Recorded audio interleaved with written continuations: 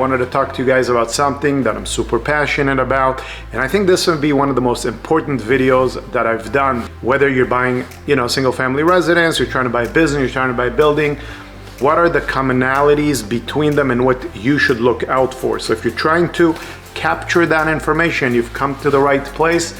My name is Zevi, I'm the president of Loanbrook Inc. What is the secret sauce when I'm trying to qualify for a loan? Now, mind you, all kind of different loans out there, right?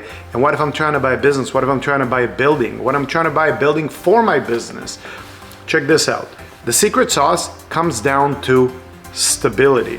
Stability over the past 2 to 3 years. So let's take residential lending as an example. When you're looking at a residential transaction, as a self-employed borrower, remember, you're not a wage earner, somebody who's basically presenting a paycheck, especially if you can call the verification of employment team, HR, and they can say, oh yeah, this person's been here for a couple of years and likely they're gonna be with us for a long time. You don't have that when you're self-employed, you own the business, right?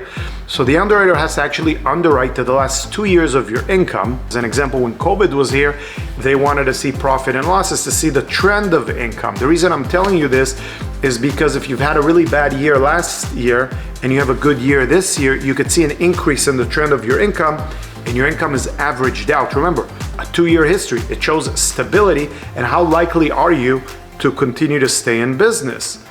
You could gauge that based on where you are year to date. We're not gonna get into that.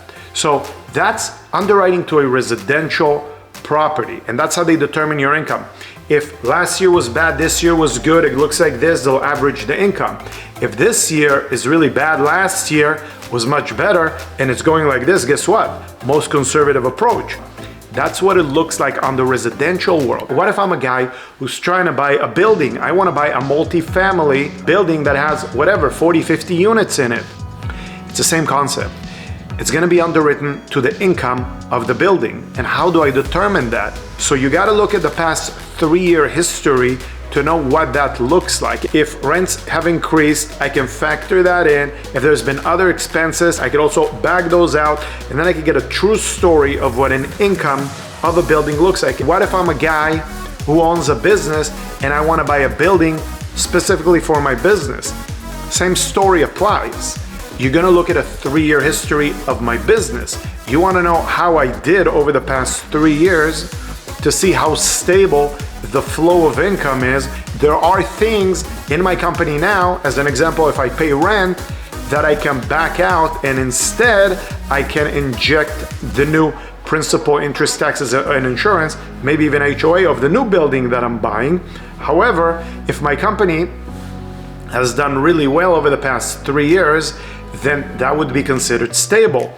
For most companies out there, the past 3 years we've gone through the COVID market, you can expect to see a dip. What if I was even buying a business?